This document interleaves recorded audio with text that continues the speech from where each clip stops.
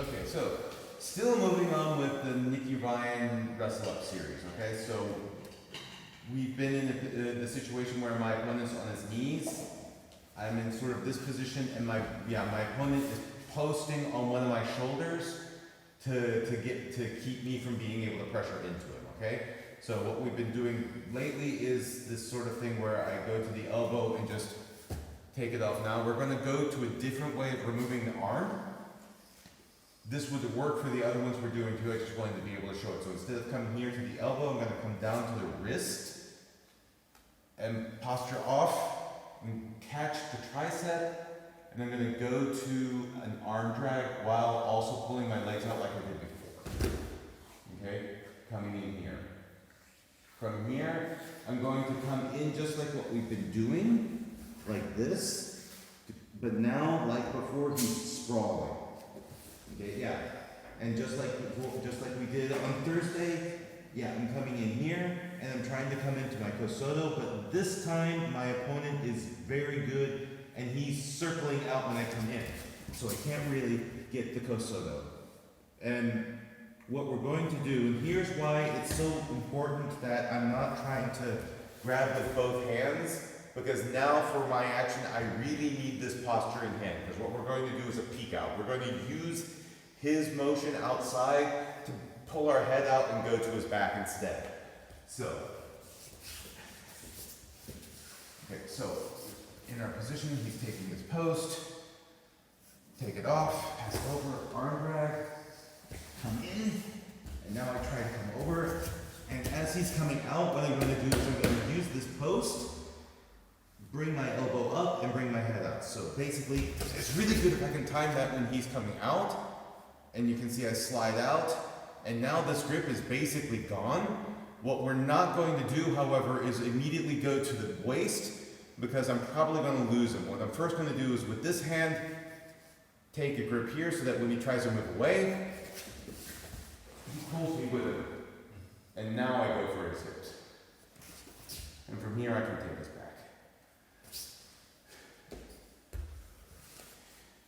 Main thing is, this is the sort of stuff you want to do when he's moving away. Because this movement is, if he's moving this way, it's really easy for me to bring my head out this way, okay? So otherwise, I honestly, if he's not moving away from me, I think going to the Kosoto position is a better option. So, one more time, showing it. So we're here, he's pushing in, arm drag. As you see, when he's pushing in, he just kind of falls. So, and come up. Oops, I messed that up. I forgot to grab your leg. I just did exactly what I told everyone not to do. Okay, so doing that again. So, okay. Again.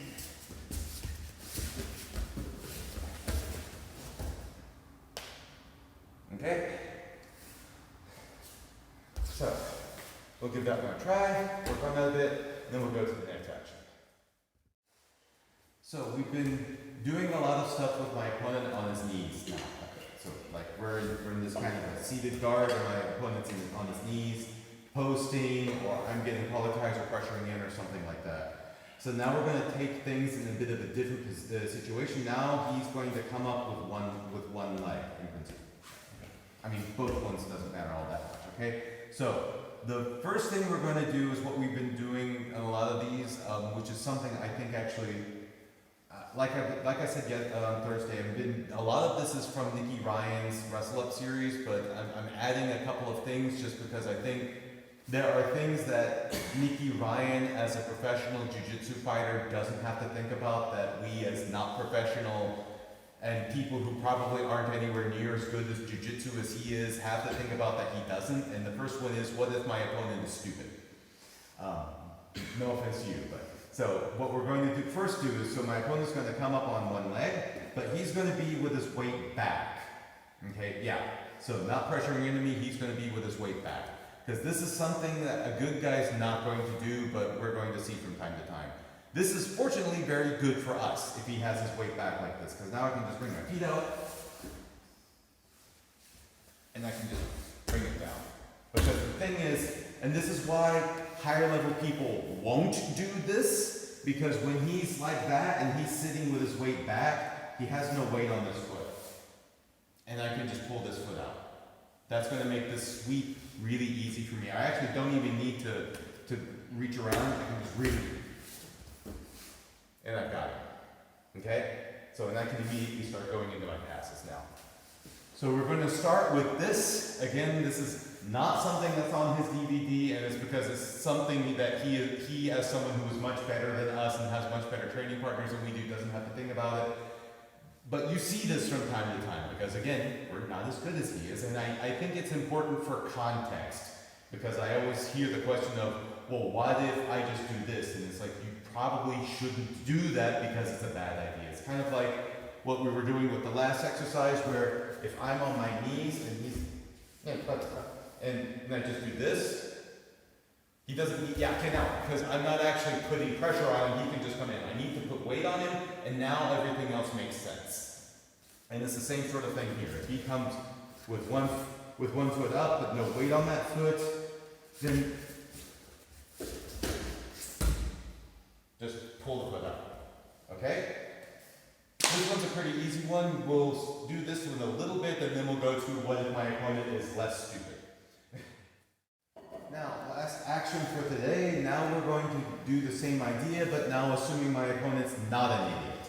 So, this time he comes with his foot forward, and he wants his foot outside. Yeah, I want his foot outside, but now he's going to come forward and put weight on this leg. So, yeah, so now I can do everything I want. I'm not getting this foot out, okay?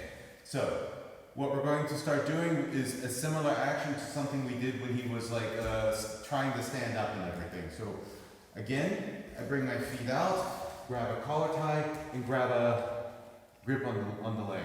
And with my collar tie, I want to move his head over his foot, and now get an ankle pick. Okay? So just in terms of how you want to be about like this. Okay, so kind of like this, because if you're like this, you can't really come into me. Yeah, I'm knocking myself. Yeah, exactly. So you're more of a kneeling position like that. Okay.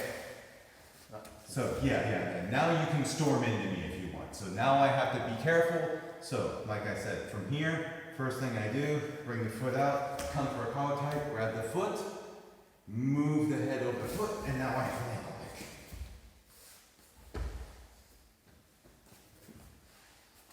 Okay, so one more time. It's a bit of an easier action, but still good. This one is more likely to happen because this is more the reaction your opponent's probably going to have in a situation like this. He wants weight on this foot, so I can't just pull it out now. So, bring my legs out, move the head over the foot, and ankle pick. And then we can start outside passing. Okay, so just to show it without a partner, so my movement is essentially bringing my legs over here so that I can come up on my knees, grabbing the collar tie, grabbing the foot, moving the head over the foot, and then pulling the foot. Okay? And just to point something I always like to keep in mind when I'm doing ankle picks, the minute I see him going down, I like to let go with the collar tie hand. And it's the same sort of thing if I have a gi, if I'm pushing into him and pulling the leg, when I see him going down, I let go of the gi for a very simple reason.